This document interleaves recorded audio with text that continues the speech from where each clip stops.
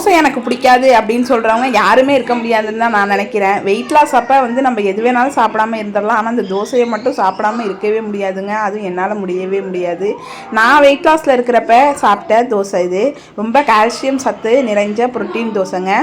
Full and full எந்த அரிசியும் use பண்ணாமல் ஃபுல் அண்ட் ஃபுல் வந்து மில்லட் வச்சு இந்த தோசை செய்யலாம். வாங்க எப்படி செய்யலான்னு பார்க்கலாம். ஒரு டம்ளர் அளவு எடுத்துக்கலாம். ஒரு டம்ளர் ராகி அப்படின்னா அரை டம்ளர் வந்து குதிரைவாளி அரிசி நான் எடுத்துக்கிட்டேன். நான் அரிசி எதுவுமே காலை சாப்பாட்டுக்கு சேர்த்துக்கிறது இல்லைங்கிறதுனால குதிரைவாளி எடுத்துக்கிட்டேன் மில்லட்டில்.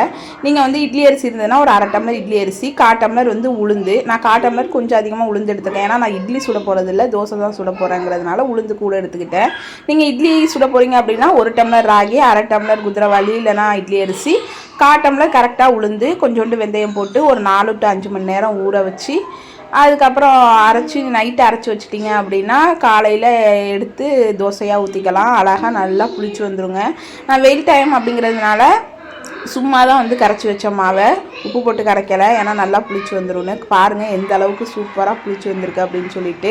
நான் கொஞ்சம் தண்ணியாக தான் கரைச்சி வச்சேன், ஏன்னா தோசை தானே ஊற்றிக்க போகிறோம் அப்படின்ட்டு. அப்புறம் காலையில் வந்து கொஞ்சமாக உப்பு போட்டு கலந்து தோசையாக சூப்பராக சுட்டு எடுத்துக்கலாங்க. நல்லா மொறுன்னு சூப்பர் டேஸ்ட்டாக இருக்கும். இதுக்கு வந்து தேங்காய் சட்னியெல்லாம் அரைச்சிடக்கூடாது. நல்லா காரசாரமாக சுருக்குன்னு இருக்கிற மாதிரி தான் வந்து கார சட்னி அரைச்சிக்கணும். நல்ல ஹெல்த்தியான தோசை தானே அப்படின்னு சொல்லிட்டு வெயிட் லாஸில் இருக்கவங்க 4-5ன்னு எடுத்துடக்கூடாதுங்க. இதுவுமே கார்ப்ஸில் தான் சேரும் மில்லட்டாக இருந்தாலுமே. அதனால் ஒரு 2 தோசை இதில் எடுத்துக்கிட்டு அதுக்கு ப்ரோட்டீனுக்கு வந்து முட்டை, பருப்பு, காய்கறி, ஃபைபருக்கு அப்படின்னு எடுத்து சாப்பிட்டோம் அப்படின்னா வெயிட் லாஸ்க்கு ரொம்பவே நல்லா ஹெல்ப் பண்ணும். கண்டிப்பாக ட்ரை பண்ணி பாருங்கள். ரொம்ப சூப்பராக இருக்கும். எல்லாருமே சாப்பிட்லாம். ரொம்ப ஹெல்தி.